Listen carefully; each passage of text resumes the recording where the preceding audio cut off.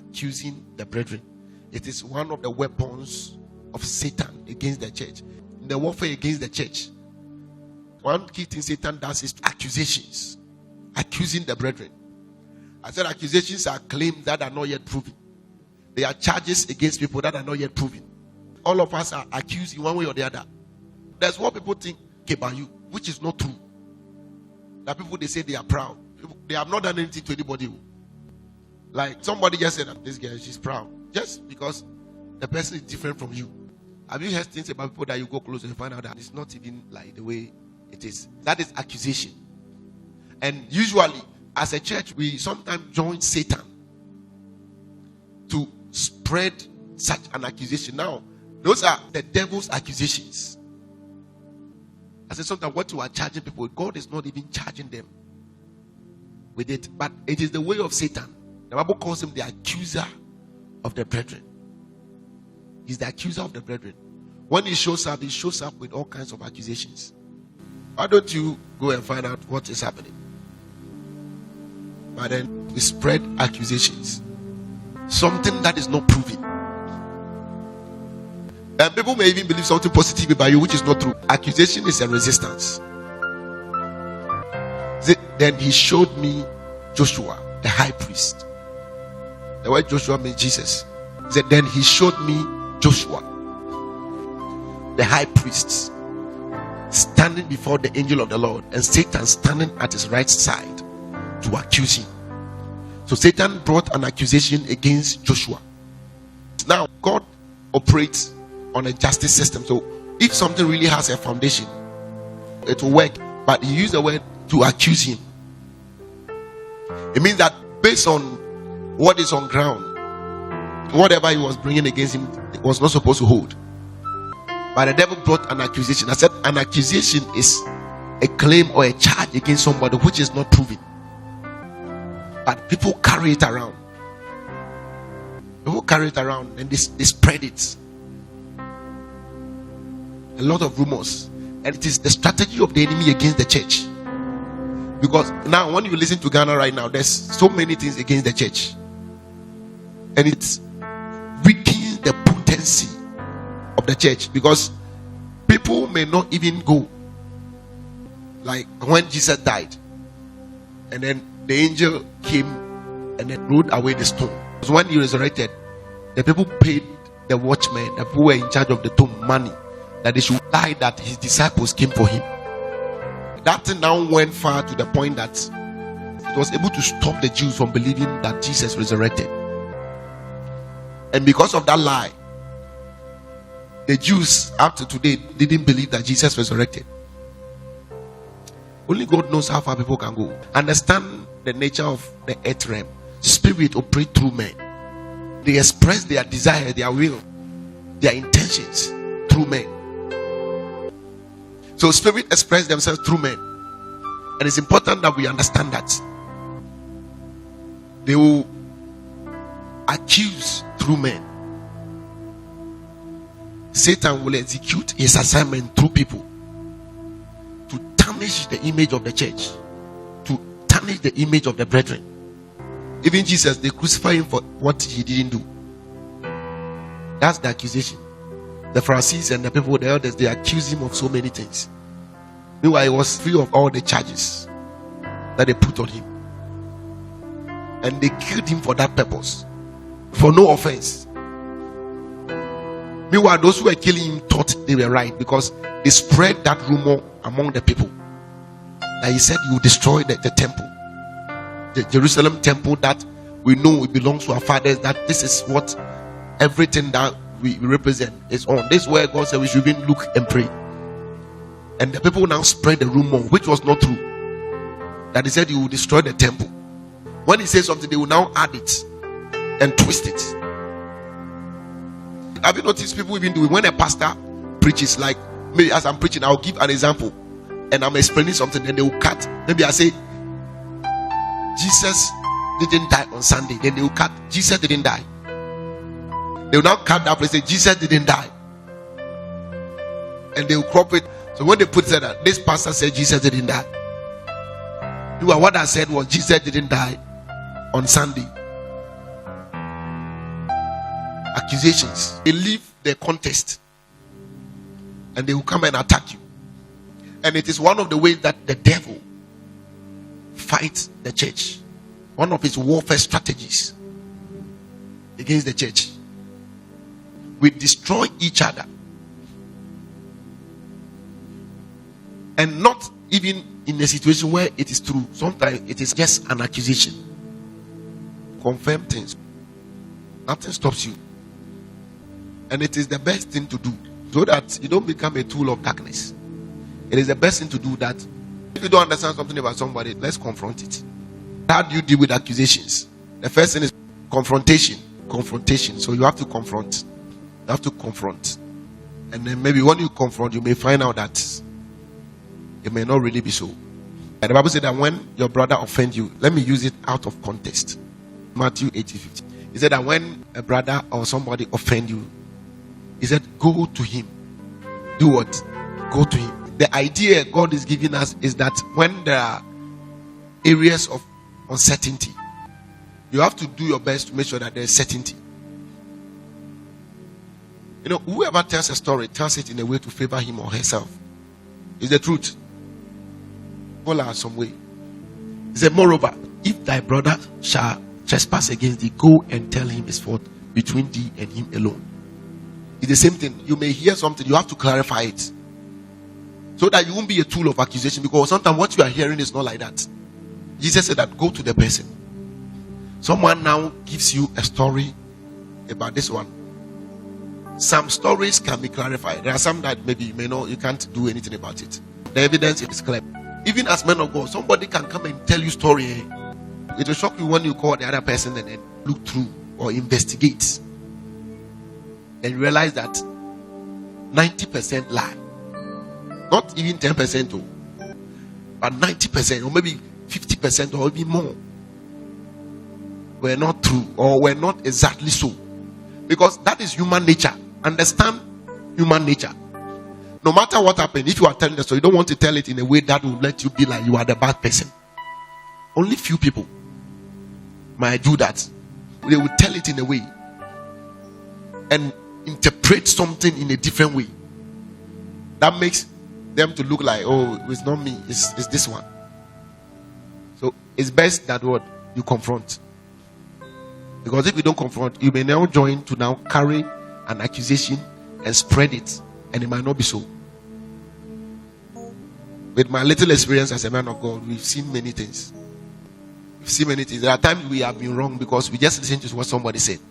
Just listen to what somebody said, and the person looks so innocent. Somebody's innocence can make you not even inquire from God. It happened somewhere when you went and you saw the guy's teacher and everything, said that, behold, the Lord's anointed. And God came and said, oh God, forget about it. It's not this one. He's not close. God even said, I have rejected him. Means I considered him and then he doesn't qualify. Somebody can be so innocent that you won't even verify, because when you look at the way the person is telling the story, and you may even be angry at somebody, you'll be angry, like he really did that, or she really did that, yet he slapped me. Do you know before the slap came, this one poured hot water? The hot water aspect was not communicated. It was the slap. And the slap was not even a slap, it was a push. But they interpreted the push. So the first antidote is what? Confrontation. It's important. If the person is talking against somebody or saying something bad about somebody, so that you won't join to destroy. Because trust me, don't look at people's faces. People can lie. If they can lie, they can exaggerate. You've not worked with the exaggerators before. So there are people who can exaggerate things. There are people who can reduce things, and those who can multiply things. He said, I've seen him like 7 times. Meanwhile, the last time you saw, it was even half. The scene was far away. He wasn't even sure whether he was the person or not. But I said, I've seen him like 7 times in my area. Don't judge people by their past until their present maybe behavior or situation can prove that. If it can be proven that they are still the same, then you will not be an accuser. But then if you judge people just by their past, Satan, who is an accuser, may be working through you. He's called the accuser of the brethren. So don't judge people by what their past. So you may know something about somebody. Maybe God might have helped the person. So when you go to a place, you have to, sometimes just wait.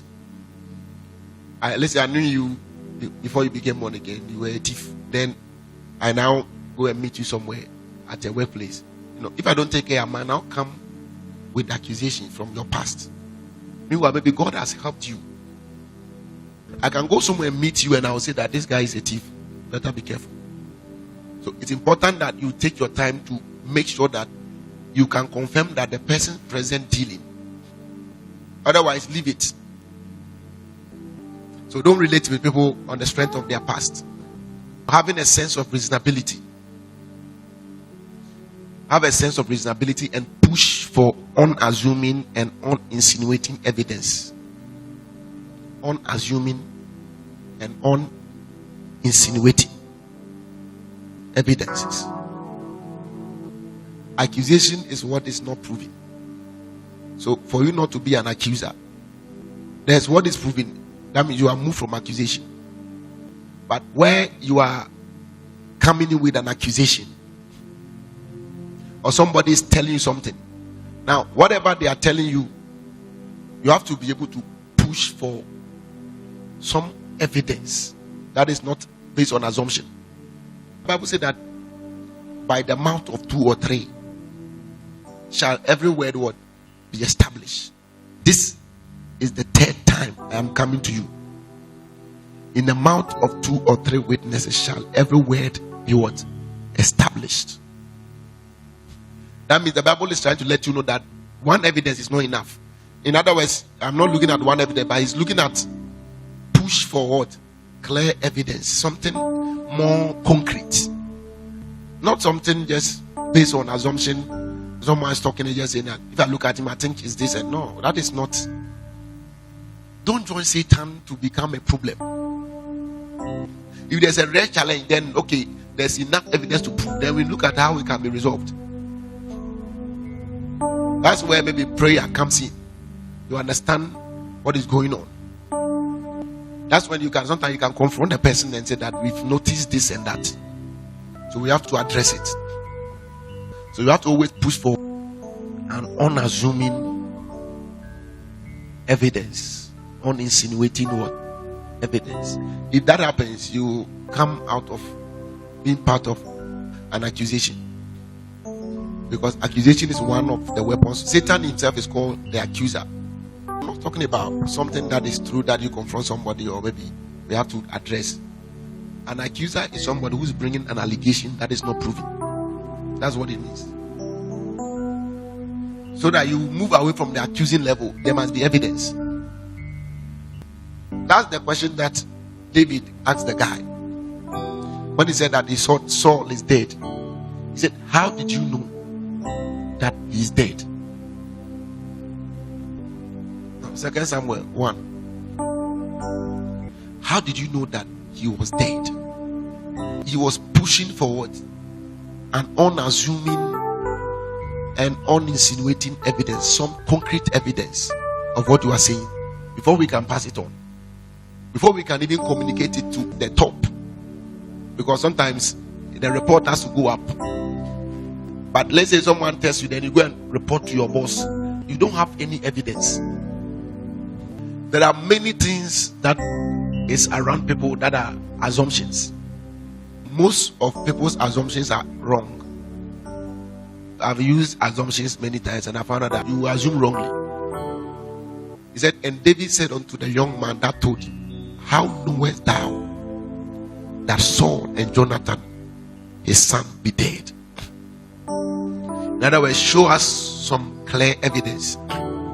The guy showed the evidence. He was holding the crown of Saul and the bracelet of Saul, because he knew he had to provide evidence. So he came with the bracelets and then he came with the crown and he said that this is the crown and this is the bracelet, proving that if he's not dead, I can't have them. And David had been with Saul, so he knew Saul's bracelet and he knows Saul's crown. If someone comes with anything of mine, anyone who is close to me, you will know that this one is for him. I know about it. So he was pushing for concrete evidence. Can you begin to do that? It's part of God's way of filtering our souls. God has to filter. Spiritual growth is not measured in tons. It is measured in the quality of our souls, as pertaining our relationship with people, our dealings with people. It's not about the tongues or even casting demons. Gifts are blessings. You may not sometimes have so much control over it. Like someone who was born with a nice voice to sing. You didn't do anything, it was given to you. It doesn't make you better than the one who doesn't. It's not because God found out you are better. No, it's a gift. Because if not, you go and say something, then they create a problem, and later they come and you are at the center. At the end of the day, you find out that the thing too was not true. John chapter 13, verse 27. When you see people doing things, it's why we need to pray for people. Because you don't know what is going on. Judas was with Jesus. But do you know what happened? He says, and Satan entered him. It might not mean literally, but sometimes it can mean that an atmosphere. He said, and after the song, Satan entered into him. Then said Jesus unto him, that thou do quickly. And you know what happened? He said, now no man at the table knew for what intent he spake this unto him. For some of them thought because Judas had the bag, that Jesus had said unto him, buy those things that we have need of against the feast, or that they should give something to the poor. He then, having received the sap, went immediately out, and it was night. So you don't know why somebody in the night will be pursuing a girl. You don't know the atmosphere, or you might not know why somebody would not have data to watch pornography, but the person will be calling people to borrow money. Send me, I'll give you tomorrow. The person just needs you to do pornography. You don't know the atmosphere. You have to pray. He said the devil entered him, then immediately he went out. You have to pray for people. If you see people acting in ways, please listen. Let's calm down. What you say can't change anybody. Pray and talk to Jesus that, Lord, help me. I don't want to be an accuser of the brethren. I don't want to be a causer of division. And I don't want to be anything that Satan can use against the church.